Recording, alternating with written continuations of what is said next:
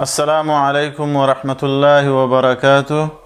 بسم اللہ، الحمدللہ والصلاة والسلام علی رسول اللہ وعلی آلہ وصحبہ ومن والہ۔ ناظرین کرام،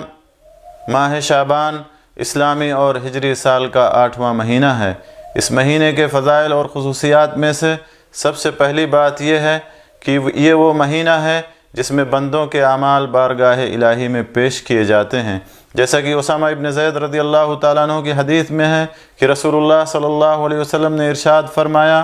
ذاک شہر یغفل الناس عنہ بین رجب ورمضان وهو شهر ترفع فيه الأعمال إلى رب العالمين وأحب أن يرفع عملي وأنا صائم، رواہ احمد والنسائی وحسنہ الالبانی۔ کہ یہ وہ مہینہ ہے جس سے اکثر لوگ غافل رہتے ہیں، جبکہ اس مہینے میں بندوں کے اعمال اللہ کی بارگاہ میں پیش کیے جاتے ہیں، اور میں پسند کرتا ہوں کہ جب میرے اعمال اللہ کے سامنے پیش ہوں تو میں روزے سے ہوں۔ دوسری بات یہ ہے کہ اس مہینے میں رسول اللہ صلی اللہ علیہ وسلم کثرت کے ساتھ نفلی روزوں کا اہتمام کرتے تھے، جیسا کہ ام المومنین عائشہ رضی اللہ تعالیٰ عنہ فرماتی ہیں: ما رأیتہ اکثر صیاما منہ فی شعبان، کہ میں نے رسول اللہ صلی اللہ علیہ وسلم کو شعبان سے زیادہ کسی مہینے میں نفلی روزہ رکھتے ہوئے نہیں پایا۔ صحیح بخاری اور صحیح مسلم کے حوالے سے یہ حدیث ہے، اور اسی طرح سے امہات المومنین بھی اپنے گزشتہ رمضان کے روزوں کی قضا ماہ شعبان میں کرتی تھیں۔ تیسری بات یہ ہے کہ اس مہینے کی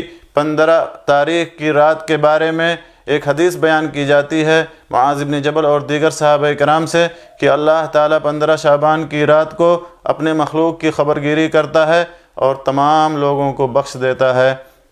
سوائے مشرک اور اس شخص کے کہ جس کی کسی کے ساتھ عداوت اور دشمنی ہو۔ اس حدیث کو اکثر محدثین نے ضعیف قرار دیا ہے، لیکن اگر اس کو صحیح مان بھی لیا جائے تو اس میں 15 شعبان کی رات کو خصوصیت کے ساتھ عبادت کرنے کی کوئی دلیل موجود نہیں ہے۔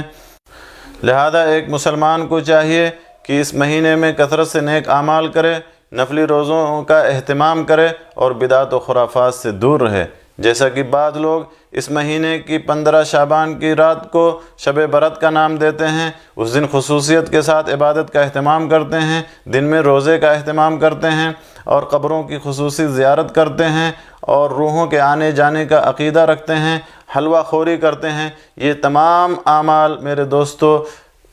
ماہ شعبان کی بدعات میں سے ہے، لہذا ہر مسلمان کو چاہیے کہ وہ بدعات و خرافات سے دور رہے اور نبی صلی اللہ علیہ وسلم کی سنت اور طریقے کو لازم پکڑے۔ اللہ سے دعا ہے کہ اللہ ہمیں ان باتوں کو جاننے، سننے اور سمجھنے کے بعد نیک عمل کی توفیق بخشے۔ آمین۔ وآخر دعوانا ان الحمدللہ رب العالمین، وصلی اللہ علی نبینا محمد وعلی آلہ وصحبہ اجمعین۔